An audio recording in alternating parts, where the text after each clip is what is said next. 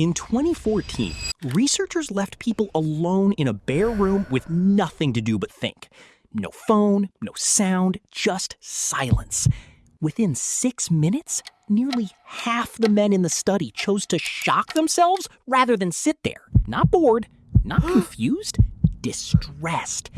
Your brain treats silence less like peace and more like a warning. Most people assume this is a modern problem. Too much stimulation, too many screens, attention spans wrecked by algorithms. That's not quite right. The discomfort goes back much further than your phone. It goes back to a time when silence itself was information. And information was almost never good. Think about a forest. A normal forest is loud. Birds calling, insects clicking, leaves shifting, small animals moving through brush. That constant low hum is the sound of an ecosystem going about its business, undisturbed. Now imagine that sound just stops. All at once. Every bird goes quiet. Every insect stops clicking. That sudden silence has a name among field biologists. The hush. And it means exactly one thing. Something dangerous just entered the area, and every living thing nearby noticed before you did. For your ancestors, the hush was one of the most important warning systems they had. Long before you could see a predator, you could hear the world go quiet around it. Silence wasn't neutral. Silence meant a threat was closer than you thought. The humans who felt uneasy in sudden quiet, who tensed up, who started scanning, survived more often than the ones who relaxed. That unease didn't fade. You inherited it. Now bring that instinct into a modern room. No predator, no forest, just a chair, 4 walls, and nothing to listen to. Your ancient alarm system doesn't know the difference. It only knows one thing. The background noise just disappeared. And that used to mean something was very wrong. So it starts running the only program it has, heightened alertness, racing thoughts, a low current of dread with no clear source. You call it awkward. Your nervous system calls it a threat. This shows up in stranger ways than empty rooms. Psychologists have studied what happens in elevators, one of the most reliably uncomfortable silent spaces most people experience regularly. Put 2 strangers in a small enclosed space with no sound and nowhere to look, and something interesting happens. People perform tiny rituals to break the tension, checking a phone that hasn't buzzed, staring at floor numbers that aren't changing, clearing a throat that doesn't need clearing. None of it is about information. It's about giving the alarm system something, anything, to process besides raw silence. Meetings work the same way. Ask a question in a group and get met with silence, and most people will rush to fill it, even with a worse answer than staying quiet. Researchers who study negotiation have found this specifically. The person most uncomfortable with silence in a conversation is almost always the one who caves first, gives up more information, or agrees to worse terms.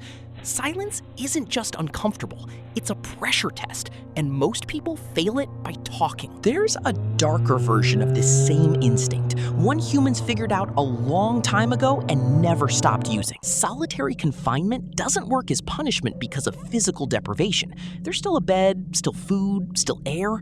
What breaks people is the removal of sound and social contact.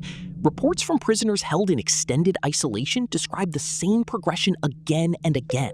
Heightened anxiety in the first days, then auditory hallucinations, the mind inventing footsteps, voices, static, anything to fill a silence it was never built to sit inside.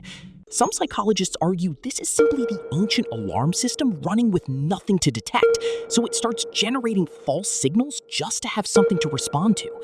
Entire justice systems, without knowing the neuroscience behind it, discovered that silence itself could be used as a weapon. That's how deep this wiring goes. It's not just uncomfortable. Under the wrong conditions, it can break a mind. Here's where it gets stranger. This isn't unique to humans standing around each other, or even to extreme conditions like isolation. It shows up even when you're alone in your own home, doing nothing wrong at all. Researchers studying anxiety have found that background noise, Even meaningless noise like a fan running or traffic outside measurably lowers stress hormones compared to true silence. Your body isn't just tolerating noise, it's actively using it as reassurance. A hum in the background is your nervous system's version of a nightlight, proof that the world outside is still moving normally, that nothing has gone quiet because something dangerous arrived. This is also why silence during conflict feels so much worse than shouting. A fight with noise, raised voices, arguing, at least tells you where the other person stands. Silence after a fight gives your alarm system nothing to work with. No information, just absence. And absence is exactly the pattern your body was built to fear the most. The cold shoulder isn't a metaphor. It's your nervous system reading a real threat signal. Because for most of human history, when someone important suddenly went silent around you, it usually meant something had gone very wrong. Even sleep reflects this. Parents of newborns will tell you the same strange thing. A crying baby in another room is stressful, but a baby who has gone completely silent for too long is far worse. Silence isn't restful there either. It's the loudest possible signal that something might be wrong, and it triggers the exact same ancient alarm. So what do you do with an alarm system built for a world that mostly doesn't exist anymore? You could try to override it. Some people can sit in true silence, and after the initial discomfort, ease into it. Long-term meditators show measurably reduced stress responses to quiet rooms compared to beginners, meaning the instinct can be retrained, just not quickly and not easily. For most people, most of the time, the discomfort simply gets managed instead of erased. A podcast in the background while you clean, a television on for company, even unwatched, music while you work, even when you're not really listening. You're not avoiding boredom. You're feeding a very old system the one thing it's asking for, proof that the world hasn't gone dangerously quiet. Tonight, when you're home and it's finally quiet, notice what you reach for first. The remote, your phone, anything with sound. You'll probably tell yourself you're just filling time. You're not. You're running a warning system that's been active for longer than language itself, and it still thinks the quietest rooms are the most dangerous ones.